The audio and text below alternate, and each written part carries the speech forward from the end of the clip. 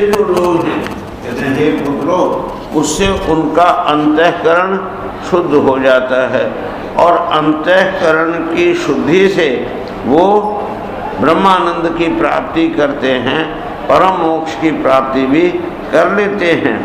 इसका एकमात्र द्वार माने गेट, जैसे हरिद्वार है कि नहीं, या हरिद्वार है, तो इसको हरिद्वार या हरिद्वार क्यों कहते हैं? तो ये हरि मैंने कौन? बद्रीनाथ, तो वहाँ जाने के लिए हरि का द्वार यहीं से शुरू होता है। और अगर जाना हो वहाँ कहाँ, ऊपर केदारेश्वर में, तो उसके लिए यही हरिद्वार है। तो ये हरिद्वार भी है और हरिद्वार भी है। इसलिए कहते हैं इसी प्रकार से वो जो मोक्ष का द्वार है, हाँ, अंतःकरण की शुद्धि करने वाला, वो क्या है? तो कहते हैं महत सेवाम, जो महापुरुषों की सेवा है। जो महापुरुष कौन? हाँ, तो जिसका पुरुष बड़ा है ऐसा नहीं, बल्कि महापुरुष कौन है? तो पुरुष कहते हैं किसको?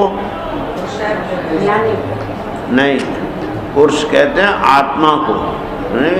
पुरी शेति पुरुष, जो पूर्णात् पुरुष, जो पूर्ण हो वो पुरुष। और जो पुरी में इसमें आकर के अज्ञान रूपी निद्रा में, विस्मृति रूपी निद्रा में सो जाए, उसको कहते हैं पुरुष। लेकिन सोया होने पर भी शेर सो जाए तो शेर ही होता है कि गीदड़ होता है? शेर ही होता है। इसी प्रकार से पूर्ण सोया हुआ होने पर भी ये आत्मा क्या, यही एकमात्र पूर्ण पुरुष है। हो गया? तो ऐसी जो पुरुष की जो महानता है, पुरुष आत्मा कैसा है? अणोरणीयान महतो महीयान आत्मा सृजंतो निहितो गुहायाम। तो ये कैसा है? अणोरणीयान, अणु से भी अणुतम है, सूक्ष्मतम है, और महान से भी महानतम है। तो जिसने इस आत्मा की उस महानता को जान लिया, पहचान लिया, समझ लिया, उसको कहते हैं महापुरुष। और ऐसा जो महापुरुष है उसकी सेवा करना, हाँ, बड़े सौभाग्य का लक्षण है। क्यों? कि शास्त्र इस बात को कहता है कि जो आत्मज्ञ है, महापुरुष है, जिसने उस आत्मा को जान लिया, पुरुष को जान लिया, पहचान लिया, उसका जीवन में अपना कोई लक्ष्य नहीं रहता। जो प्राप्त करना था हो गया, तो उसके लिए अब कोई कर्म आवश्यक नहीं। उसको क्या कहते हैं? भगवद गीता के 15वें अध्याय का अंतिम शब्द कृतकृत्यश्च, क्या कहते हैं? कृतकृत्यश्च भारत लिखा ना। तो कृतकृत्य मैंने क्या? कृतम कृत्यम ये न, जिसने अपने संपूर्ण कर्तव्यों को समाप्त कर लिया है, उसको कहते हैं कृतकृत्य। तो ऐसे उसका तो कोई कर्तव्य है नहीं, लेकिन फिर भी जब तक उसका प्रारब्ध शेष है तब तक उसको व्यवहार तो करना ही पड़ेगा। लेकिन किस लिए? तो बिना किसी उसके पाप पुण्य है ही नहीं, लेकिन पाप पुण्य उत्पन्न तो होगा। जो उसकी क्रिया होगी उससे पाप भी पैदा होगा और पुण्य भी पैदा होगा। तो वो कहाँ जाएगा?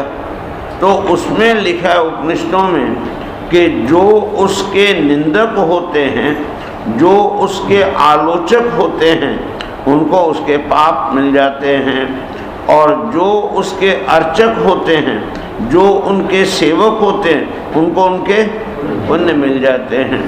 इसलिए मुंडकोपनिषद के अंत में इस बात को कहा, तस्मात् आत्मज्ञं हि अर्चेत भूति कामा। भूति मैंने ऐश्वर्य। तो कहते हैं जो भूति काम है, जो ऐश्वर्य काम है, जिसको जीवन में ऐश्वर्य पाने की कामना है, उसको क्या करना चाहिए? तो उसको आत्मज्ञं हि अर्चेत, जो आत्मज्ञ हैं उनकी अर्चना करनी चाहिए। क्या करनी चाहिए? उनकी अर्चना करनी चाहिए। तो ऐसा जो कहते हैं महत् सेवम द्वारम आहुर विमुक्ते, और तमोद्वारम योष्टम संगी संगम।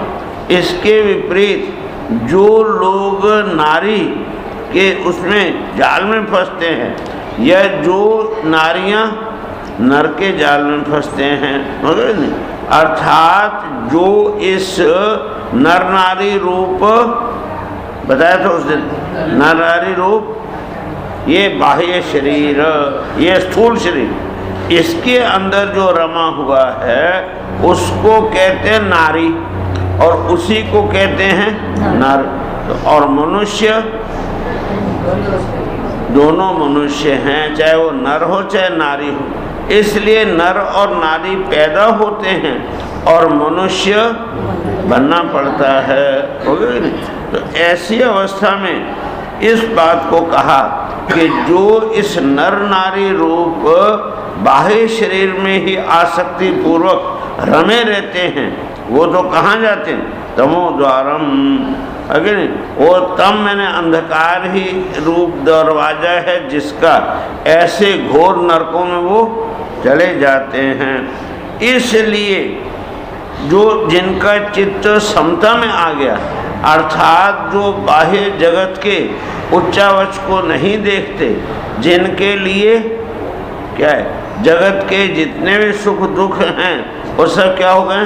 समान हो गए हैं। जो सबको एक साथ देखते हैं और जो प्रशांत हैं, एकदम जिनका चित्त शांत हो गया है, और जिन्होंने क्रोध को अपने अंदर से समाप्त कर दिया है, हो गए।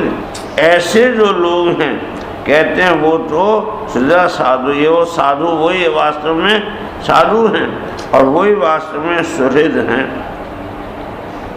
अब आज इस बात को कहते हैं ये व मई ईशेकृत सौहार्दार्था, कहते हैं जो मेरे अंदर मई ईशे, जो मुझ ईश्वर के अंदर, इसका अर्थ क्या है कि वो तो हैं कौन?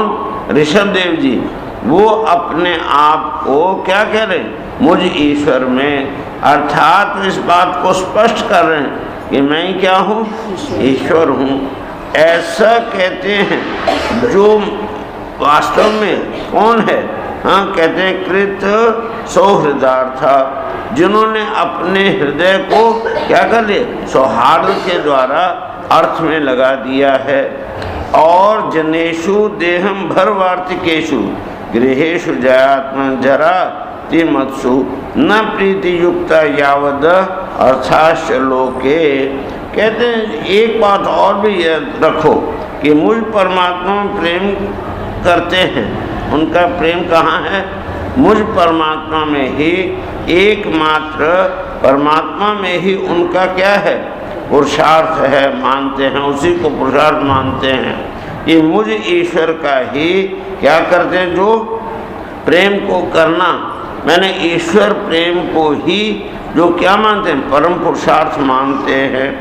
और कहते हैं केवल विषयों की चर्चा करने वाले जो लोग हैं, हाँ, उनमें स्त्री पुत्र धन आदि जितने सामग्री उनके संपन्न घरों में जिनकी अरुचि हो, और जो लौकिक कार्यों में केवल शरीर निर्वाह के लिए ही प्रयुक्त होते हैं, अर्थात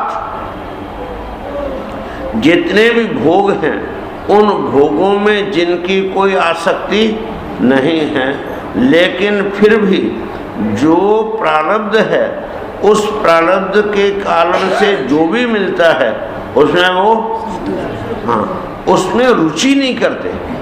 क्या हुआ? रुचि का अर्थ समझे ना? हाँ, रुचि का अर्थ क्या? इंटरेस्ट लेना, उसमें चित्त को खींच के ले, वो नहीं करते। ठीक है, जो आया आवे, जो नहीं आया नहीं आवे। हाँ, तो ऐसी जिनकी अवस्था हो गई है, अर्थात उदाहरण के लिए खीर और मालपुआ, समझेंगे नहीं? हम लोग उसको काली रोटी धौली दाल कहते हैं। हाँ, रोटी काली और दाल धौली, मैंने सफ़ेद, मैंने खीर मालपुआ, तो वो खाने की इच्छा हो गई और हमने कहा उषा जी आज तो खीर मालपुआ खिलाओ। ये क्यों? ये रुचि, लेकिन हमारी कोई इच्छा नहीं है और आप खीर मालपुआ बना के ले आए तो उसको भी खा लिया। अगले दिन इनके घर में था भोजन, इन्होंने सूखी जो है वो चने और साथ में थोड़ा सा अचार दे दिया कटोरी में डाल के, हमने वो भी खा लिया। तो ऐसी अवस्था में जो प्रारब्ध से भोग से प्राप्त होता है वो तो ग्रहण करते हैं, लेकिन अपना नया किसी प्रकार का कोई भी संकल्प नहीं करते हैं। ऐसे जो लोग हैं और साथ ही साथ कहते हैं इतना ही नहीं, शरीर निर्वाह के लिए प्रवृत्ति करते हैं, लौकिक कर्म उतनी ही प्रवृत्ति करते हैं जितनी शरीर रक्षा के लिए आवश्यक है। एक था आदमी, बड़ा हट्टा कट्टा तगड़ा था, लेकिन वो क्या करता था कि सुबह उठ के सीधा चला जाए प्लेटफार्म पर और वहाँ मजूरी करे सामान उठा के वो, और जहाँ 1.5 रुपये 2 रुपये उन दिनों में बहुत सस्ती का ज़माना था, वो मिले बस फिर काम बंद, और आके कहीं भी होटल में खा लिया और फिर जो है पड़ा रहे सारा दिन, ऐसे ही पड़ा रहे। पड़ा तो आदमी जानते हो मोटा भी हो जाए तो शरीर भी वैसे हो गया। तो एक दिन जो है उसको एक क्रिश्चियन पादरी मिला, तो कह रहे तुम ऐसे पड़े पड़े जीवन को खो रहे हो, क्या फायदा तुम्हारे जीवन का, ऐसे तो इससे तो जो है वो जानवर अच्छा है, क्या है तुम्हारे जीवन, तुम कुछ करो। कहते क्या करो? कहते तुम क्रिश्चियन बन जाओ। कहते उससे क्या होगा? कहते फिर हम तुमको नौकरी दिला देंगे। तो क्या उससे क्या होगा? कहते फिर तुम अच्छा पैसा कमाने लगोगे। कहते फिर उससे क्या होगा? कहते फिर तुम जो है बीवी बच्चे कर लोगे। कहते फिर क्या होगा? कहते फिर जो तुम्हारे पास बढ़िया घर होगा, बीवी बच्चे होंगे, और कहते फिर क्या होगा? कहते फिर तुम आराम से जो है जीवन बिता सकोगे। कहते मूर्ख हो तो मैं अब भी कर रहा हूँ वो तो मैं अभी कर रहा हूँ। तो फिर जो है नाक को ढूंढना पड़ता बोलना, उसका अर्थ क्या है? ध्यान है कि वो तो मैं अभी कर रहा हूँ, तो ध्यान है। तो इसलिए वो कारण क्या है कि वो क्रिश्चियन था, वो उसको क्या समझता था, ये भैंस की तरह आलसी पड़ा हुआ है, लेकिन वो था ज्ञानी, ध्यान है कि नहीं। वो बाकी समय जितना भी है वो उसको प्रभु चिंतन में और प्रभु के ध्यान में लगाता था, वैसे पड़ा नहीं रहता था। लेकिन जो नहीं जानते, जो बाहर से देखते हैं, उनको तो मूड दिखाई देते। पीछे जो है प्रथम स्कंद में ही सुखदेव जी का परिचय देते हुए कहा था कि गूढ़ा मूढ़ वियते, वो तो होते हैं गूढ़। गूढ़ मैंने अपने अंदर उस तत्व में छिप के बैठे हुए, लेकिन लोग उनको मूढ़ समझ लेते हैं, और ना। तो ऐसे जो लोग हैं कहते हैं वो बस उतनी ही प्रीति करते हैं यावद अर्थाश्च लोके, जब तक उनके अर्थ की पूर्ति नहीं होती है। नूनम प्रमत्ता कुरुते विकर्म यदिन्द्रिये प्रीते आपृणोति न साधु मन्ये यत आत्मनो अयम असन्नपि क्लेशदा आस देह। अब इस बात को कहते हैं मनुष्य ऐसा है कि आपने इस बात को सुना है कि मनुष्य के अंदर सत्वगुण, रजोगुण और तीनों होते हैं। तीनों गुण कभी भी किसी भी समय ऐसा नहीं होता कि केवल आदमी के अंदर सत्वगुण हो, ऐसा भी नहीं होता कि केवल रजोगुण हो, और ऐसा भी नहीं होता कि केवल तमोगुण हो। तीनों गुण रहते, केवल अंतर इतना ही है कि कभी सत्वगुण बढ़ जाता है, कभी रजोगुण बढ़ जाता है, और कभी तमोगुण बढ़ जाता है। और हमारे यहाँ इन 3 गुणों के कारण से ही 4 वर्ण बने हुए हैं, ब्राह्मण, क्षत्रिय, वैश्य और शूद्र।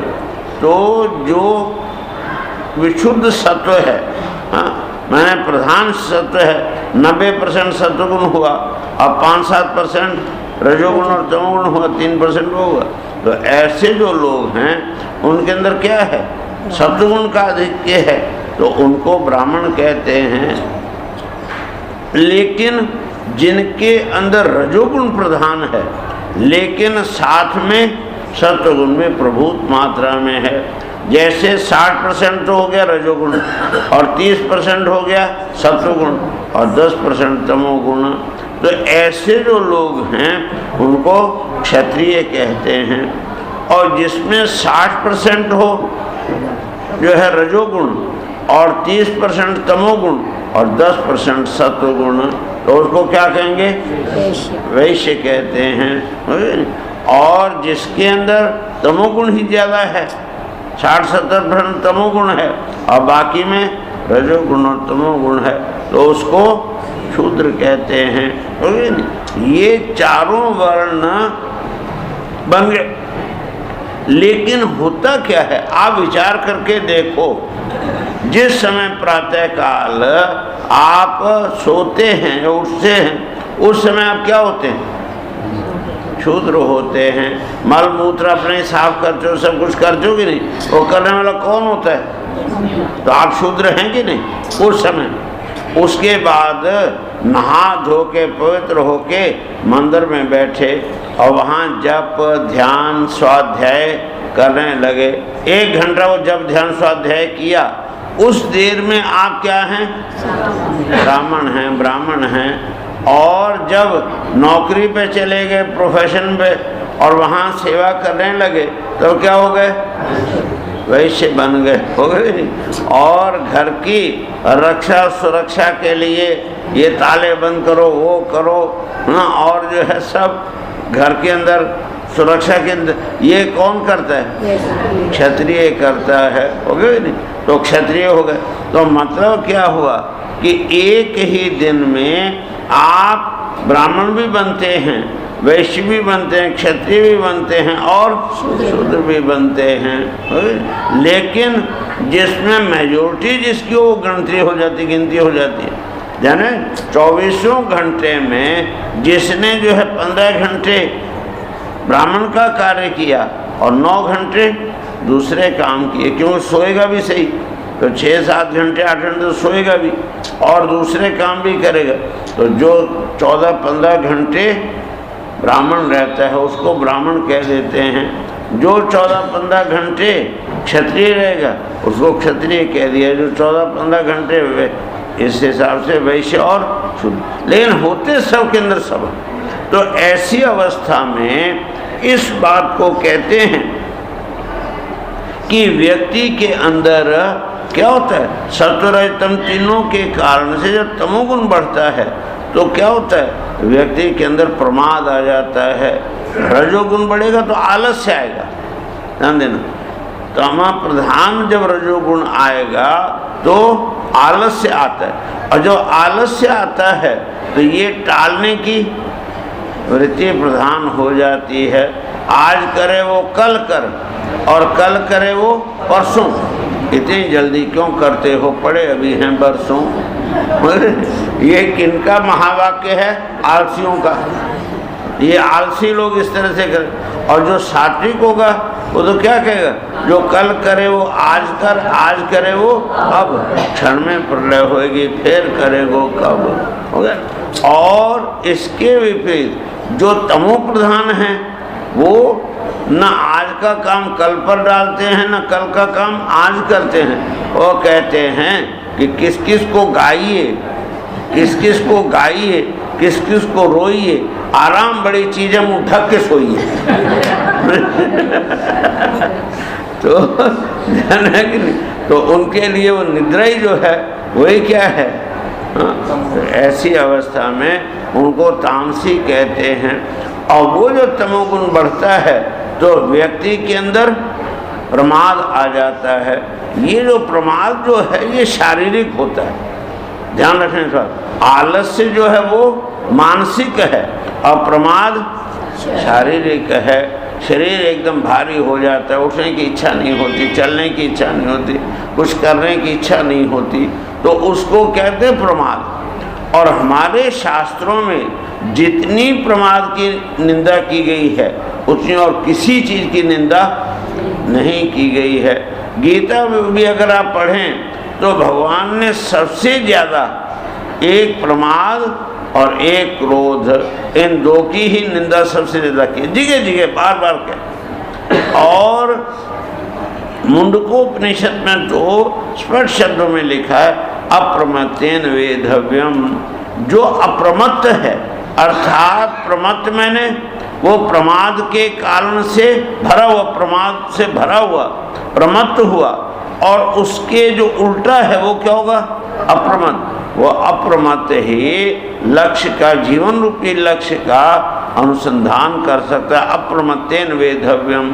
तो ध्यान है, तो प्रमाद जो है तुम्हारा सबसे बड़ा शत्रु है। सनत कुमार जी धृतराष्ट्र को, जिस समय धृतराष्ट्र को क्या हुआ? विवेक जागृत हुआ। मैंने कहा ना, जीवन में कभी ना कभी कोई क्षण आता है जब व्यक्ति के अंदर विवेक जागृत होता है।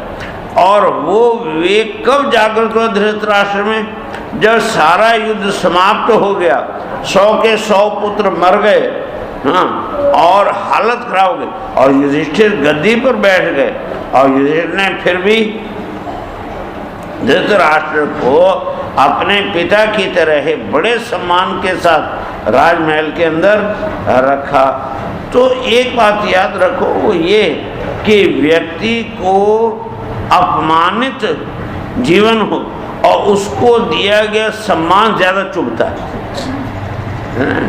उसको पता है कि मैं को ये लोग ये समझे पापी से ना, फिर भी मुझे सम्मान, वो काटने को दौड़ता है। और यही हालत धृतराष्ट्र की हुई। तो अब उसके अंदर विवेक जागा, लेकिन उस विवेक का मूल्य क्या? कल कहा था ना कि सब कुछ लुटा के होश में आए तो क्या हुआ? तो ऐसी अवस्था में सब तो खत्म हो चुका। अब वो रोने लगा, हाय मैंने बड़ा पाप किया, हाय मैंने ये किया, हाय मैंने सारे घर को चौपट कर दिया, हाय मैंने जला दिया। अब इतना दुखी होता है वो कि उस किसी से देखा नहीं जाता, इतना विलाप करता है। उनका जो छोटा भाई है विदुर, उसने बहुत समझाने की कोशिश की, लेकिन जब नहीं माने तो अंत में उसने, विदुर ने, वो तो जानते ना विदुर को, कौन थे? यमराज के अवतार थे। तो इसलिए उन्होंने जब देखा कि मेरे ऊपर इनकी आस्था नहीं है, तो उन्होंने सनत कुमार का आवाहन किया। और सनत कुमार वहाँ आए, पूछा धृतराष्ट्र से क्या है, क्यों दुखी हो रहे?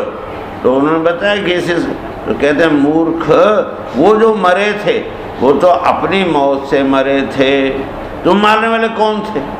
किसी की हिम्मत नहीं है जो किसी को मार सके। मरने वाला तो अपनी मौत से ही मरता है। अब रही बात ये कि तुम उसमें निमित्त कैसे बनते हो, तो वो चीज़ है। तो कहते हैं वो तो मर चुके, इसलिए मुर्दों को ढोने से कोई फायदा नहीं। क्या हुआ, समझे बात? क्या मुर्दों को ढोने से कोई फायदा नहीं। मुर्दे का मतलब क्या? जो तुम्हारा भूतकाल है वो क्या है? मुर्दा, ये जो मर चुका, जो बीत चुका। कोई भी ये बताओ जीवन में कभी भी कोई व्यक्ति मरा हुआ वापस आ सकता है? नहीं आ सकता है। इसी तरह से जो बीत चुका है, जो भूतकाल है, 25 मार्च 2010 अब कब आएगी? कभी नहीं आ सकती है, ध्यान है कि नहीं? तो क्यों मर चुका, अब उसी को तुम सिर पर उठा उठा के भटकते हो, तो क्या होगा फायदा उसका? तो भूत को ढोने का मतलब है मुर्दों को ढोना, तो मुर्दों को ढोने से कोई फायदा नहीं। इसलिए भूतकाल को ढो मत, बल्कि उसको अपना गुरु बनाओ, उससे कुछ सीखो जीवन में। हमने कहाँ गलती की थी कि जिसकी वजह से हमारे पतन हुआ, तो उससे देख के अगर फिर भी तुम खड़े हो जाते हो तो तुम एक दिन लक्ष्य पर पहुंच जाओगे। लेकिन रोते रहोगे तो उससे कभी कहीं पहुंचने वाले नहीं हो। तो ऐसी अवस्था में वो कहते हैं सनत कुमार कि अरे धृतराष्ट्र, उस समय तुमने किसी को नहीं मारा, तुम अब मार रहे हो, अब तुम वो कर रहे हो। कहते हैं क्यों? कहते हैं मृत्यु प्रमादम वही मृत्युम अहम ब्रवीमि, मैं तो प्रमाद को ही असली मृत्यु कहता हूँ। कौन कह रहे हैं? सनत कुमार जी। कि असली मृत्यु कौन सी है, तो ये जो प्रमाद है यही असली मृत्यु है। अब तुम जीवन को खो रहे हो, इसकी जगह तो तुमको अब क्या करना चाहिए, वो भगवान का चिंतन करो, भगवान का भजन करो, अपने चित्त को शुद्ध करो। और तुम रो रो के और अपना भविष्य बिगाड़ो, तुम्हारे जैसा कौन होगा। तो इसलिए इस बात को कहते हैं यहाँ, वो अपने बेटों को समझाते हुए ऋषभ देव जी कहते हैं कि भाई ये ठीक बात है कि प्रमत्तः कुरते विकर्म। विकर्म शब्द का अर्थ है विरुद्ध कर्म। 3 प्रकार के कर्म होते हैं, कर्म, अकर्म और विकर्म।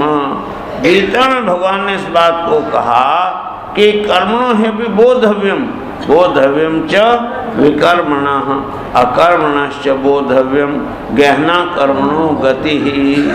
भगवान कहते हैं कि अर्जुन कर्मणो है भी बोधव्यम, जो कर्म का तत्व है, जो कर्म का सार है वो भी तुझे समझना चाहिए। और बोधव्यम च विकर्मणः, जो विकर्म है, विपरीत कर्म है, शास्त्र के विरुद्ध कर्म है, मर्यादा के विरुद्ध कर्म है, उसको भी तुझे समझना चाहिए। और अकर्मणश्च बोधव्यम, जो अकर्म है उसको भी समझना चाहिए। क्योंकि जब तक तुम समझोगे नहीं तब तक तुम कुछ कर नहीं सकते सही। बिना समझे जो करेगा वो पीछे पछताएगा। इसलिए पहले समझो। क्यों? गहना कर्मणों गति, कर्म की गति बड़ी टेढ़ी है। जो दिखता है पुण्य और हो जाता है पाप, जो दिखता है पाप हो जाता है पुण्य। एक राजा था, बहुत प्रतापी राजा था, और उसका नियम था कि रोज 25,000 गौएं दान करना। क्या करना? 25,000 गौएं दान करना। कितना? ये पुण्य का काम है कि पाप का?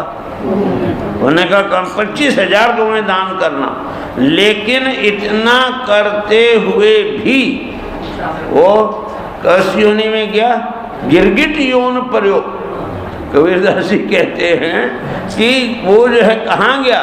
गिरगिट पर। गिरगिट जानते हो ना किसको कहते हैं? जो हमेशा रंग बदलता है।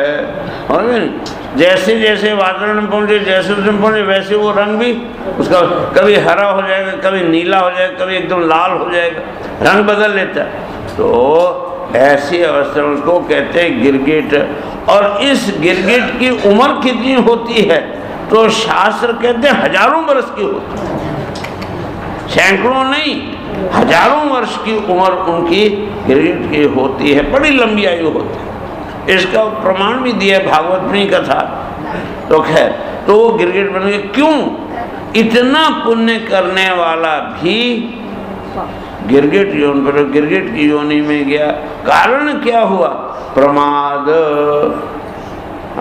गौ में दान कर रहा है तो एक ब्राह्मण को आया कि मुझे 20 गौएं चाहिए। उसने झट 20 गौएं दी कि लो। उसने अपनी गौएं घेरे में खड़ी की और बाथरूम, उन दिनों बाथरूम बने हुए तो थे नहीं, वो लोटा लेके जाते तो जनेऊ चढ़ा के बाथरूम जाके हाथ पैर मिट्टी से धो के और फिर आते थे। उसमें 15-20 मिनट लग ही जाते हैं। तो अब वो करके आया। तब तक क्या हुआ, एक दूसरा ब्राह्मण आया, ये महाराज मुझे 10 गौएं चाहिए। उसने 10 गौएं उसको दे दी। अब वो गौएं जो खड़ी थी, वो जो पहली थी 20 गौएं दी हुई, उसमें से एक गाय की सहेली इसमें थी। सहेली समझो ना? हाँ, फ्रेंड। तो वो सहेली थी। तो वो उसको देखते ही उसके पास आके खड़ी हो गई। और राजा ने देखा नहीं, ध्यान नहीं दिया, उसको भी वो 10 के साथ ही गिन के दे दिया।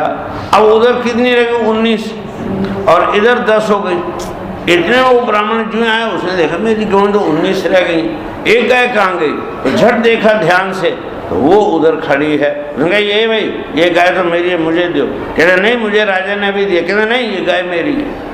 और दोनों ब्राह्मण आपस में झगड़ने लगे। तो राजा चक्र, राजा ने कहा भाई जाने दो, हम दूसरी गाय दे। उसने कहा नहीं, हम दान में जो हमको मिला है हम वही लेते हैं, दूसरा नहीं लेते। और एक गाय 2 को दान करी, हो गई गाय एक और दान की दोनों को, और दोनों ही चाहते हैं मैं वही गाय लूँगा, तो क्या होगा? हाँ, कैसे करेगा? तो वो ब्राह्मण वो अड़ गए, अड़ने के कारण उनको शाप दिया कि जा तू गिरगिट जोन पर। तो ये क्या है? प्रमाद है कि नहीं? ऐसा जो प्रमाद है वो कबीरदास जी कहते हैं गिरगिट जोन पर, गिरगिट की जोनी में पड़ा। और एक बहुत बड़ा डाकू था, इतना भयंकर डाकू कि जिसके नाम से कहते हैं स्त्रियों के नाम सुनने से स्त्रियों के गर्भ गिर जाते थे, इतना भयंकर हत्यारा लुटेरा वो था डाकू।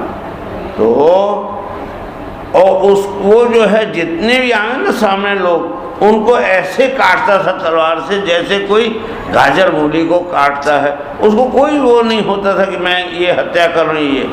तो क्या हुआ कि रोज उसका यही धंधा आदत पड़। एक दिन एक घर को उसने लूटने के लिए डाका डाला और घर के जितने भी सदस्य थे 12-13 सबको उसने तलवार से काट दिया। अंत में एक कमरे से रोने की आवाज़ आई, तो वहाँ गया तो देखा तो एक पालने में एक छोटी बच्ची 2 साल 2.5 साल की वो लेटे रो रही है। उसने कहा इसको भी ख़त्म करो, तो तलवार उठाई और जो मारने लगा लड़की जोर जोर से हंसने लगी। अब वो बड़ा हैरान कि अभी ये रो रही थी और मुझे देख के इतना जोर से हंसने लगी। उसका हाथ रुक गया, लेकिन फिर अंदर से डाकू उठा, फिर उसने तलवार खींची, फिर मारने लगा, फिर वो हंसने लगी। ऐसा जो 3 बार हुआ तो उससे रहा नहीं गया, उसको मारा नहीं, उसको उठा के साथ में ले आया। अब जो है एक पंडित जी थे, उनके पास गया, पंडित जी ये बताओ मुझे ये क्यों हुआ ऐसा? तो कहते हैं अरे वो तो जानता था कि कौन ना। तो कहा भाई वो लड़की जो है तुम्हारे भूत और भविष्य को देख रही थी। हाँ, वो लड़की इस बात को जानती थी कि तुमने इतने पाप किए हैं पिछले जन्मों में कि उसके कारण से तुम इस समय डाकू और लुटेरे बने हो, हत्यारे बने हो। तो उन पापों का फल तो तुम इस जीवन में भोग रहे हो, और अगले जन्म में तुम्हारी क्या हालत होगी जब तुमने इतने लाखों आदमियों का खून किया है, तो कैसे भोगोगे? इस बात को याद करके लड़की हंस रही है। ये सुनते उसको अपने सारे पापों का दिमाग में जो स्मरण आया, उसके हाथ से जो है हथियार नीचे गिर गया। अब उसको हुआ मैं क्या करूं, क्या करूं, कैसे मैं पापों को धोऊं, कहाँ जाऊं, क्या करूं? अचानक उसको एक संत की याद आई। वो संत कभी कभी उसको दिखते थे। सीधा ही घोड़ा दौड़ा और सीधा दौड़ता दौड़ता घोड़ा दौड़ाता हुआ वो पहुंचा रात को 11 साढ़े 11 बजे। कहाँ? संत की कुटिया पर पहुंच गया और वहाँ पहुंच के कहा महाराज दरवाजा खोलो। कहते कौन है? तो उसने जो अपना नाम बताया तो महात्मा के तो हाथ पैर काम। बेटा क्या है? कहने महाराज खोलो दरवाजा। और जानने कि दरवाजा नहीं खोलूंगा तो भी ठोकर एक मारेगा तो मेरी झोंपड़ी तो उधर गिर पड़ेगी। तो दरवाजा खोला तो डाकू ने अंदर आते महात्मा के पैर पकड़ लिए और सिर वहाँ रख के रोने लगा, महाराज मुझे बचाओ। अरे क्या हुआ? कहते महाराज मैंने बड़े पाप किए, इनको समाप्त करना, मुझे ढंग बताओ। महात्मा ने कहा अच्छा सुबह देख। अरे महाराज सुबह किसने देखी है? सुबह तक पता नहीं क्या, मुझे तो अभी बताओ। महात्मा क्या बताया इस समय? एक खैर वो भिक्षा करने जाते थे ना, तो साथ में एक 3.5 हाथ का बांस का मोटा लठ रखते थे। झट उठाया और कहा कि ले बेटा इस लठ को ले जा और तीर्थ यात्रा पर अभी से निकल जा, और हर तीर्थ में इसको नहलाना इस लाठी को, और जिस दिन ये हरी हो जाए उस दिन मेरे पास आ जाना। अब उसके अंदर तो श्रद्धा थी, उसको ये पता नहीं कि मुझे महाराज ठग रहे हैं। वास्तव में तो महाराज राज क्या कर रहे थे, ध्यान दे रहे सूखे बांस की लकड़ी कभी हरी होनी नहीं, और इसने लौट के मेरे पास दे दिया, और वो भी लेके श्रद्धा से चल पड़ा। हर तीर्थ पे जाता है, उसको लकड़ी को डुबाता है, देखता है हरी हुई कि नहीं, और कहाँ हरी होनी, लेकिन उसको ये नहीं कि मुझे ठगा मान, वो समझे मेरे पाप ही इतने हैं, धीरे धीरे कम होंगे ना। तो चलता गया, ऐसे करते करते 1 साल हो गया, लकड़ी वो लाठी हरी नहीं हुई। एक दिन क्या, जंगल के रास्ते जा रहा था किसी बाजू के तीर्थ में, और रात हो गई थी, तो क्या हुआ, ये सोचा यहीं सो जाऊं। तो एक बड़ा पेड़ था, उस पेड़ की जो होती है ना जड़ें मोटी मोटी उठी, उसी के ऊपर सिर रख के सो गया। लेकिन हुआ क्या कि अभी उसको नींद नहीं आई थी, इतने में एक डाकुओं का परिवार, 5-7 डाकू उसमें, वो जो है आके वहीं बैठ गए। उनको पता नहीं कि यहाँ कोई सोए, वो दूसरी साइड में बैठ गए, और बैठ के बाजू का जो गांव है उसको लूटने की चर्चा करने लगे कि भाई इस गांव को कैसे लूटे, पूरी योजना। उनमें से एक डाकू ने कहा, सरदार बड़ा गड़बड़ है। कहते क्या, इस गांव में 6 आदमियों के पास बंदूकें हैं, लाइसेंसी बंदूकें, और अगर वो सामने आ गए और उनकी गोलियां लगी तो हम सब यहीं खत्म हो जाएंगे, लूटने का फायदा क्या होगा। सरदार ने कहा ये बात तो ठीक है, चलो एक काम करते हैं। कहते क्या, कहते हैं घासलेट लेके वो जो दुकान ना बाहर, घासलेट केरोसिन, हाँ मिट्टी का तेल, उसके टीन 2 लेकर के सारे गांव को आग लगा दो, सब जल जाएंगे।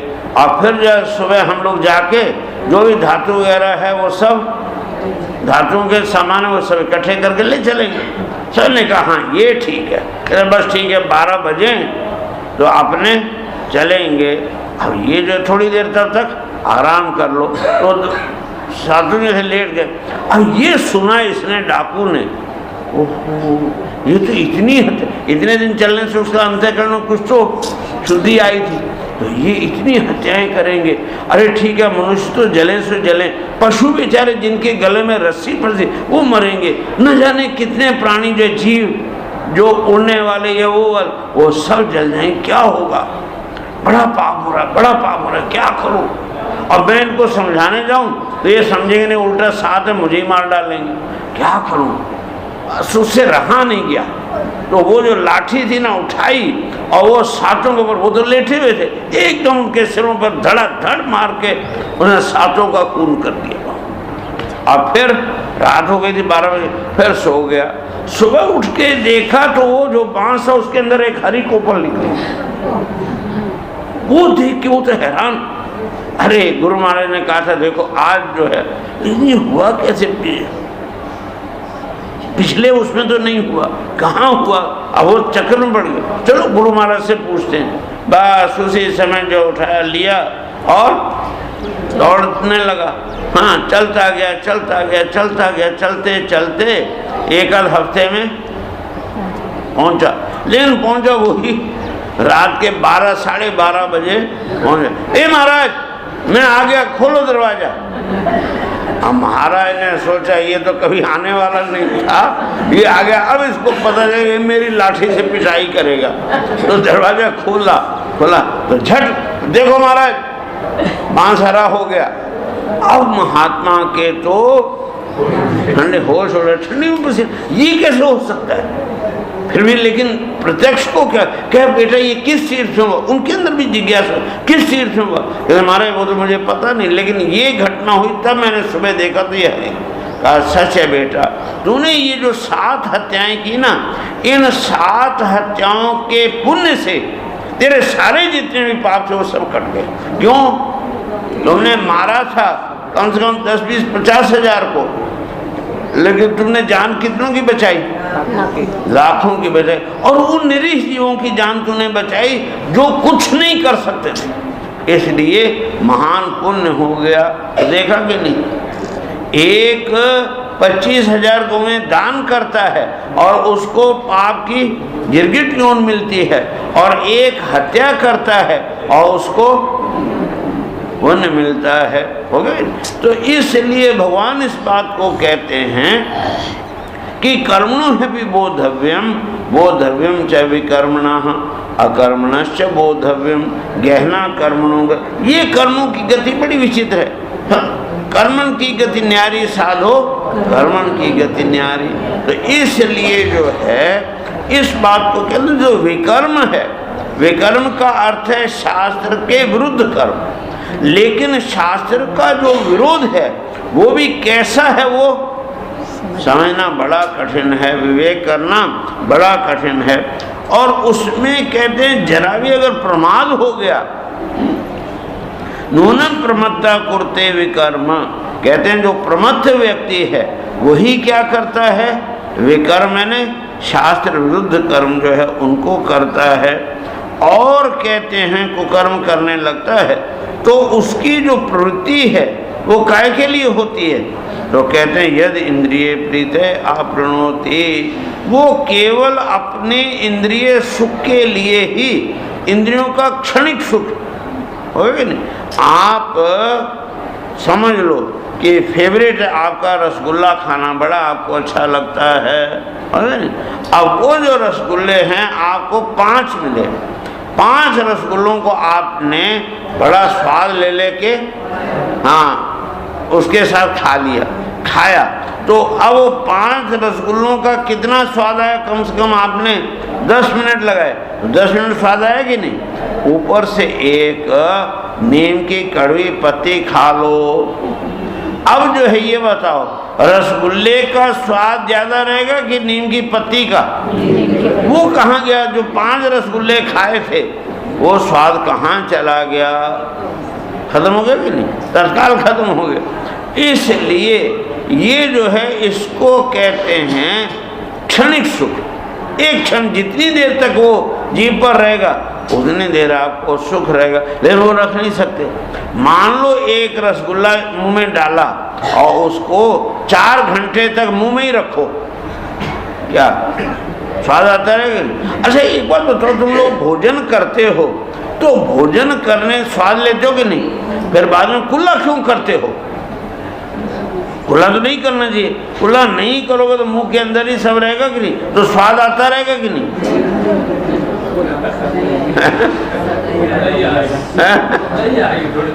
तो देख लो। तो इसलिए क्या करना पड़ता है, मुंह को एकदम अच्छी तरह साफ कर, जहां तक वो पेस्ट लगा के ब्रश से रगड़ रगड़ के साफ कर कि कहीं कोई स्वादिष्ट चीज रह ना जाए, ध्यान है। तो ये बताओ कि जिस मुंह से तुमने स्वाद लिया उस मुंह को तुम रगड़ रगड़ के साफ कर, इसका मतलब क्या? स्वाद कहाँ है, जीभ में है या अंदर है? तो उस जीभ के क्षणिक स्वाद के लिए आप क्या क्या पाप नहीं करते। कितने निरीह प्राणियों की आप हत्या करते हैं या हत्या करवाते हैं, या तो आप हत्या करते हैं और या आप हत्या करवाते हैं। कई लोग ऐसे भी हैं जो इस बात को कहते हैं कि हम तो किसी की हत्या नहीं करते, हम तो बाजार से खरीद के लाते हैं। क्या हुआ? हम तो पैसा देके बाजार से खरीद के लाते हैं, हमने थोड़ी हत्या की है, हत्या तो उसने की है कसाई ने। लेकिन वो हत्या कब करता है? जब तुम खरीदते हो। अगर कोई खरीदने वाला न हो तो हत्या करेगा? तो वो तुम्हारे लिए करता है, मैं तो तुम ही हो। तो ऐसी अवस्था में करने वाले को पाप नहीं लगता, बल्कि जो निमित्त होता है उस निमित्त को ही पाप या पुण्य लगता है। पाप पुण्य जितना भी है वो किसको लगता है? निमित्त को। तुम जैसा निमित्त बनोगे, पाप निमित्त बनोगे तो पाप लगेगा, और पुण्य निमित्त बनोगे तो पुण्य मिलेगा।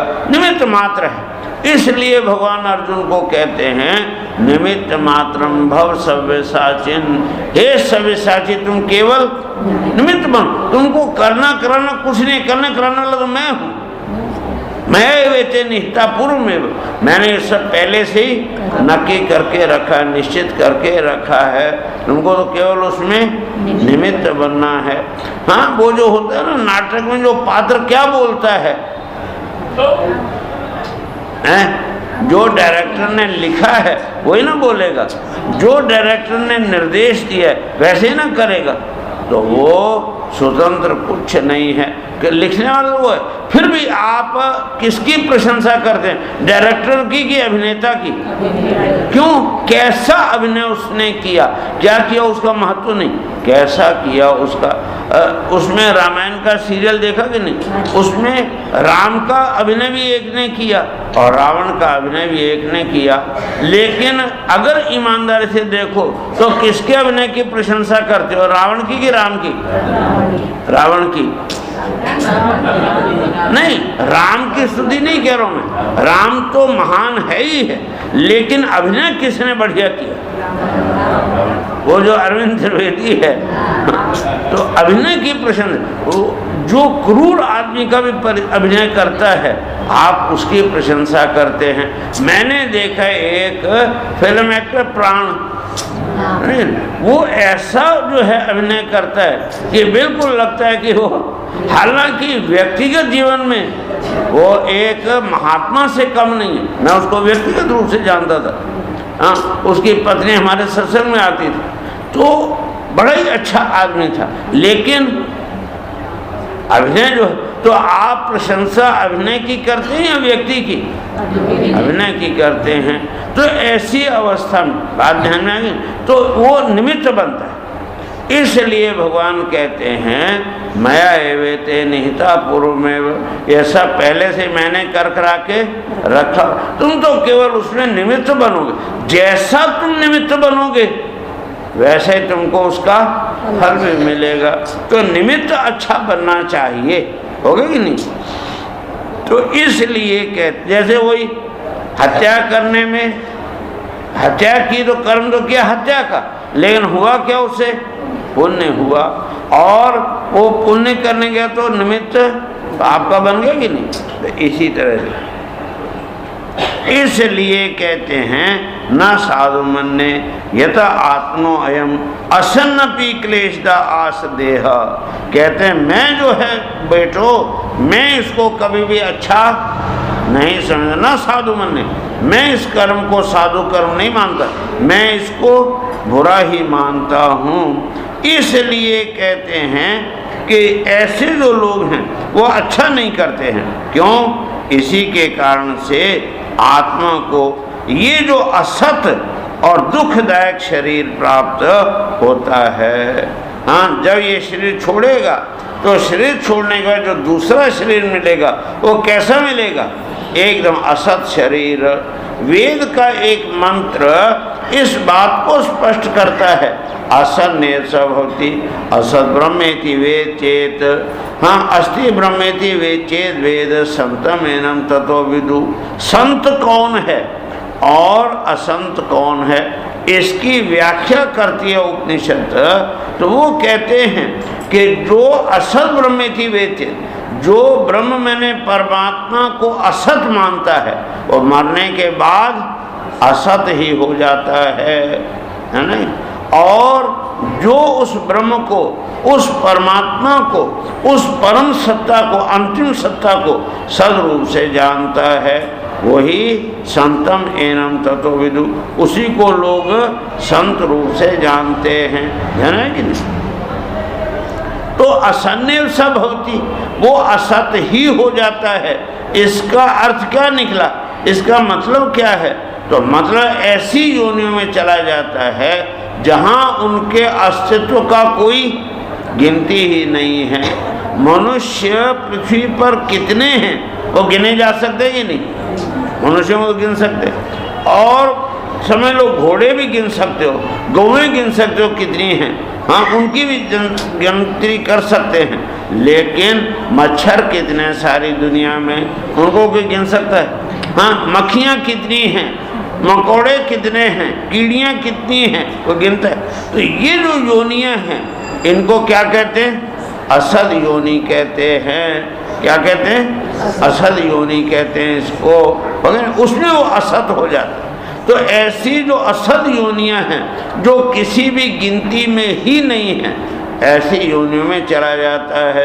वेद का एक मंत्र कहता है कि एक योनि होती है पाप योनि और एक होती है पुण्य योनि, लेकिन एक तीसरी भी होती है जाय स्वमृय स्व इत्ते तृतीया पंथा। एक तीसरा मार्ग, पंथ है ना, मार्ग वो है कि जाय स्वमृय, एक दिन में आपकी 30 मौतें हो गई और 30 बार आपने जन्म लिया। ये क्या हुआ, उस जन्म का और मृत्यु का क्या हुआ। हाँ, एक उधर पैदा हुए, थोड़े से अभी 2-4 घंटे भी नहीं हुए थे, किसी ने मारी फूंक, अब वो मर गया, या आपने वो लगा दिया क्या ऑल आउट। हाँ, हालांकि ऑल आउट तो मैंने देखा है, ये ऑल आउट भी चल रहा था मद्रास में देखा, और उसके ऊपर मच्छर जो है वो डांस भी कर रहा है। हाँ, तो लेकिन फिर भी ऐसी जो है औषधि जिसको छिड़का आपने, सैकड़ों मच्छरों को मार दिया, तो अब वो क्या हुआ, उनका जीना और मरना कोई वैल्यू नहीं रही, उसको कहते हैं असत।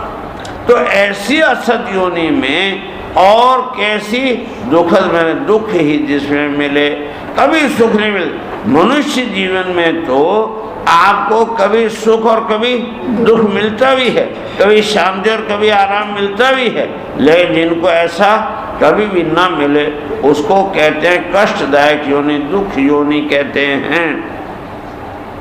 तो कहते हैं ऐसे जो लोग हैं, हाँ, अयम असन्नपि क्लेश का आस देह, ये जो देह है उनके लिए असत और क्लेश देने वाली हो जाती है। और कहते हैं प्रावहोस्तावद अबोध जातो यावत न जिज्ञासते आत्म तत्व यावत क्रियास्तावद इदम मनो वै कर्मात्मकम येन शरीर बंध। अब इस बात को कहते हैं कि जब तक आत्मा की जिज्ञासा व्यक्ति को नहीं होती तब तक उसका जीवन कभी भी ऊर्ध्व मार्ग पर ऊपर की ओर नहीं जा सकता। सबसे पहली आवश्यकता है आत्म तत्व की जिज्ञासा होना, वो जरूरी है। तो वो जो पुत्र थे, कितने पुत्र थे, 100 पुत्र, उनमें जो सबसे बड़ा पुत्र था वो था भरत, जिसकी कथा आगे आने वाली। तो भरत ने पूछा कि पिताजी ये बताइए कि ये जो आत्म जिज्ञासा है ये कैसे होती है। तो कहा बेटा ये हम तुमको कल बताएंगे, आज नहीं बताएंगे। आज तो तुम सीधे होकर के बैठो, जोर से हरिओम की ध्वनि करके 1 मिनट तक एकाग्रता पूर्वक अपने हृदय में उस सतचित आनंद स्वरूप परम परमात्मा का एकाग्रता पूर्वक अपने इष्ट देव के रूप में ध्यान करो। हरे ही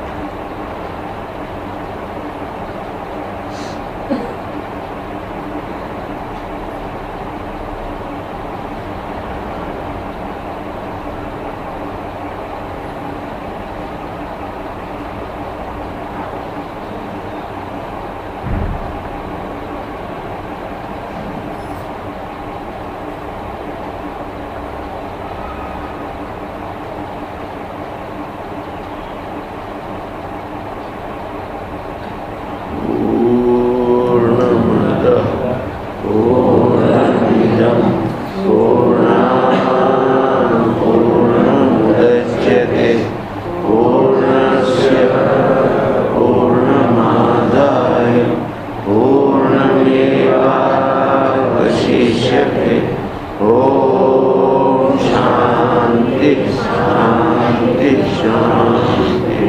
शंकरं शंकराचार्यं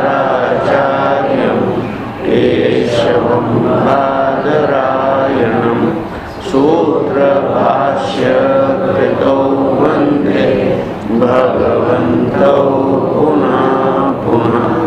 ईश्वरो गुरुरात्मेति मूर्तिभेदविभागिने व्योमवद्व्याप्तदेहाय दक्षिणामूर्तये नमः। ॐ शान्ति शान्ति शान्ति।